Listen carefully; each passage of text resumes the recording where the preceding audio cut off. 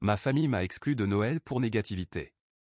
Le lendemain, ma sœur chérie m'a appelé pour demander 1 000 €. J'ai décidé que ce serait la dernière fois qu'ils m'utiliseraient. Ce qui s'est passé ensuite les a choqués.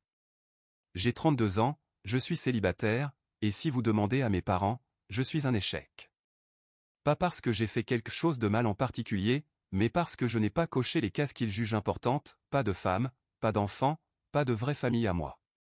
Pendant ce temps, ma sœur cadette, Amanda, ne fait jamais rien de mal. Elle a 26 ans, est pétillante, mariée, à leurs yeux, elle représente le sommet du succès. Cette année, ils n'ont même pas pris la peine de m'inviter à Noël. Ma mère m'a appelé la semaine précédente, non pas pour me souhaiter de bonnes fêtes ou savoir comment j'allais, mais pour me donner ses raisons. Apparemment, Amanda avait laissé entendre que j'avais dit que Noël chez eux était une perte de temps parce que tout tournait autour d'elle. Je n'ai jamais dit cela. Pourtant, mes parents n'ont pas pris la peine de vérifier quoi que ce soit, ils ont simplement suivi cette idée. Ma mère m'a dit, nous ne voulons pas que la négativité gâche la journée. Peut-être que ce serait mieux si tu laissais passer cette année. Je ne sais pas ce qui m'a le plus blessé, ces mots ou le fait que je n'étais même pas surpris. Très bien, ai-je répondu. Je n'allais pas mendier une invitation. Le lendemain, Amanda m'a appelé. Je pensais qu'elle voulait arranger les choses ou admettre qu'elle avait menti, mais non. Elle voulait de l'argent. Écoute, a-t-elle dit, j'ai besoin d'aide pour payer mes études supérieures. Maman et papa ne peuvent pas vraiment se permettre de m'aider en ce moment, et on sait tous que tu es à l'aise financièrement. Je n'en revenais pas de son culot. Ils venaient de m'exclure de Noël, mais cela ne les empêchait pas de me voir comme leur distributeur automatique de billets. Je n'ai pas répondu immédiatement. J'ai décidé de gérer cela d'une manière qu'ils n'oublieraient jamais. Je n'ai pas donné de réponse à Amanda tout de suite. Je lui ai dit que j'allais y réfléchir, ce qui semblait la satisfaire. Elle m'a rapidement remercié avant de raccrocher, probablement déjà en train de se féliciter pour ses talents de manipulation. Mais je ne pensais pas à l'aider. Je pensais à toutes les années où cela s'était produit. Amanda avait toujours été l'enfant préféré en grandissant. Elle recevait les éloges, l'attention, le meilleur de tout. Mes parents ne cherchaient même pas à le cacher. Ils étaient fiers de ses réussites, qui se résumaient généralement à son charme et à son talent pour manipuler les gens. Pendant ce temps, j'étais celui qui assumait les responsabilités, qui travaillait dur, obtenait de bonnes notes et évitait les ennuis. Mais être responsable ne vous valait pas des célébrations dans notre maison. Cela vous rendait utile quand Amanda avait besoin de quelque chose. Quand elle voulait une voiture au lycée, mes parents m'avaient demandé de contribuer avec mes économies de mon petit boulot. Quand elle voulait aller dans une université prestigieuse hors de l'État, ils n'avaient pas hésité à suggérer que je retarde mes propres projets d'études supérieures pour les aider à couvrir ses dépenses.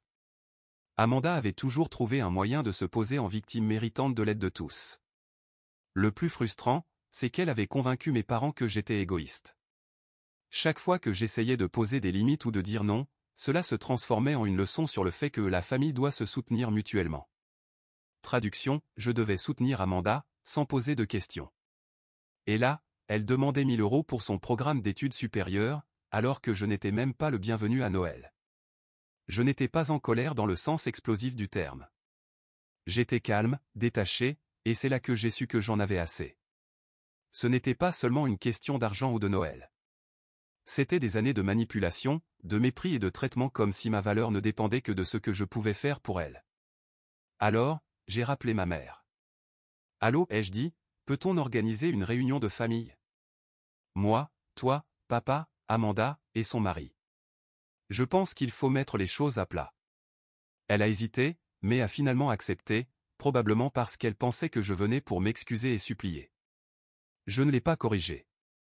Je l'ai laissé croire ce qu'elle voulait, je dirais ce que j'avais sur le cœur, et cette fois, ils écouteraient. La réunion de famille était prévue pour le samedi suivant, chez mes parents. Je ne me suis pas embêté à m'habiller élégamment, un jean, un sweat à capuche et une vieille paire de baskets suffisaient. Ce n'était pas une question d'impressionner, mais de dire enfin ce qui devait être dit. Quand je suis arrivé, Amanda et son mari, Greg, étaient déjà là. Greg m'a adressé un de ces demi-sourires qu'il a toujours, comme s'il ne voulait pas vraiment être impliqué dans le drame, mais ne pouvait pas l'éviter complètement. Amanda, quant à elle, ne faisait même pas semblant d'être aimable. Elle était absorbée par son téléphone, l'air aussi désintéressé que d'habitude. Maman est sortie précipitamment de la cuisine avec un plateau de café et de biscuits, s'efforçant de jouer la parfaite hôtesse, bien que cette visite soit loin d'être sociale. Papa était planté dans son fauteuil, me regardant comme si j'étais un étranger qui s'était invité sans permission. « Alors, ma chérie, qu'est-ce que tu voulais nous dire ?» demanda maman, une fois tout le monde installé. Son ton était exagérément doux, comme si elle pensait qu'un peu de miel suffirait à masquer le fait qu'elle m'avait exclu de Noël 2 semaines plus tôt. Je n'ai pas perdu de temps. Je voulais parler de Noël, ai-je dit, en gardant ma voix calme, et du fait que je n'ai pas été invité parce qu'Amanda vous a raconté quelque chose de faux. Amanda est intervenue immédiatement, sa voix dégoulinant d'innocence feinte. Je n'ai pas menti. C'est ce que tu as dit. Ou peut-être que tu ne le pensais pas ainsi, mais ça sonnait comme ça. J'ai haussé un sourcil. Vraiment ? Parce que je ne me souviens pas avoir dit que Noël était une perte de temps. En fait, je ne me souviens même pas en avoir parlé. Mais, d'une façon ou d'une autre, tu as réussi à convaincre maman et papa du contraire. Elle haussa les épaules et s'adossa à sa chaise. J'étais juste honnête. J'ai hoché lentement la tête, retenant la colère qui montait en moi. Oui, honnête. Tout comme tu l'as été lorsque tu m'as appelé le lendemain pour me demander de l'argent pour ton programme de master. Le silence tomba dans la pièce. Le visage d'Amanda se figea, et pour la première fois, Greg semblait vraiment mal à l'aise. Maman intervint, sa voix empreinte de désespoir.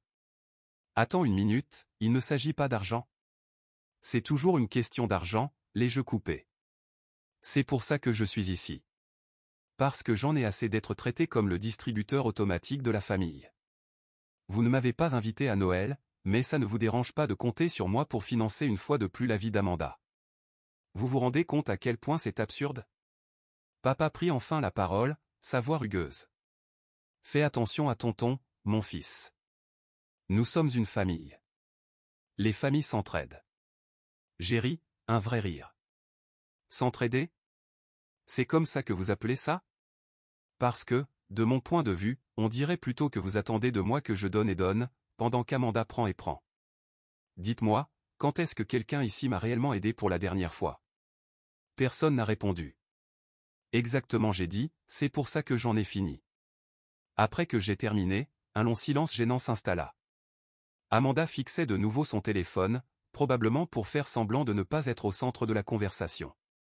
Greg se tortillait inconfortablement sur sa chaise, visiblement regrettant de ne pas être resté chez lui. Maman avait l'air sur le point de pleurer, et papa secouait la tête, le visage rouge de frustration. C'est papa qui rompit finalement le silence. Tu as du culot, nous parler comme ça après tout ce que nous avons fait pour toi.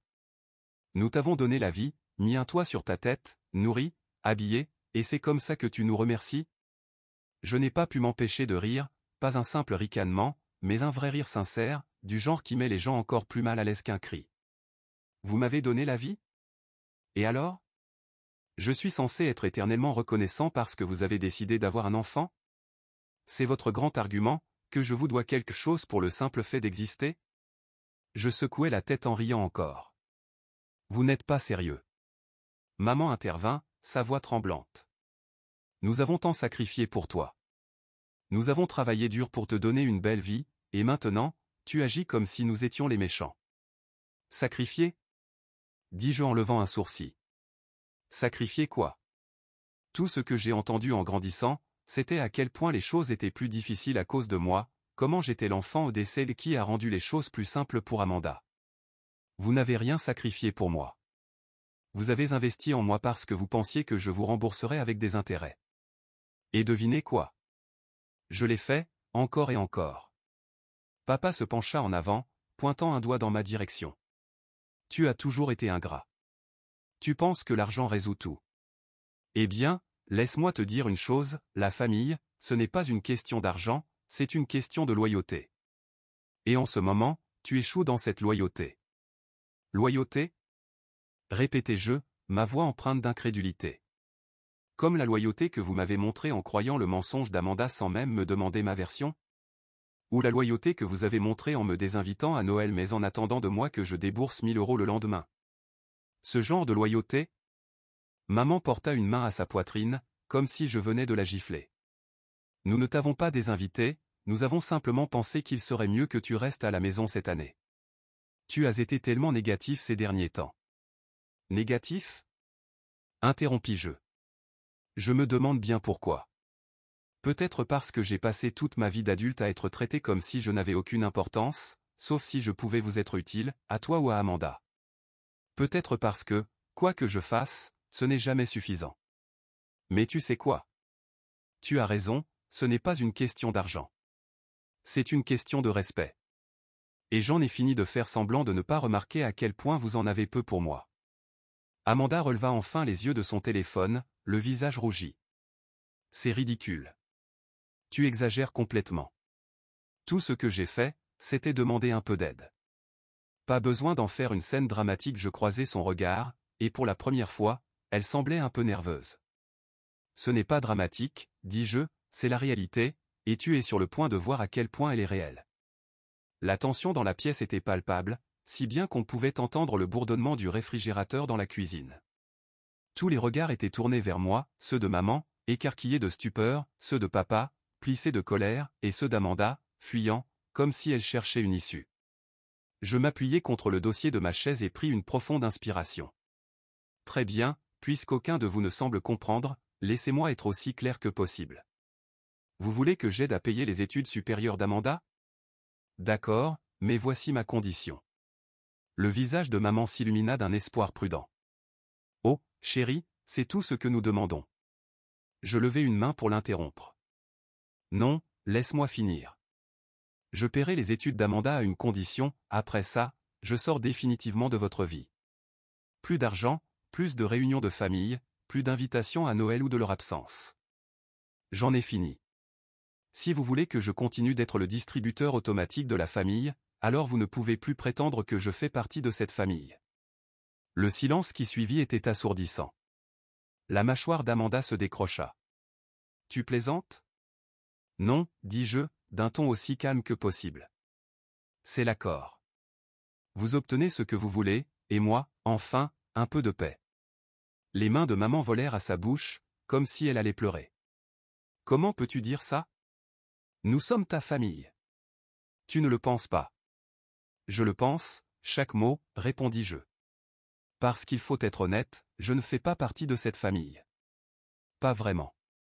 Je suis juste celui qu'on appelle quand on a besoin de quelque chose. Et j'en ai assez.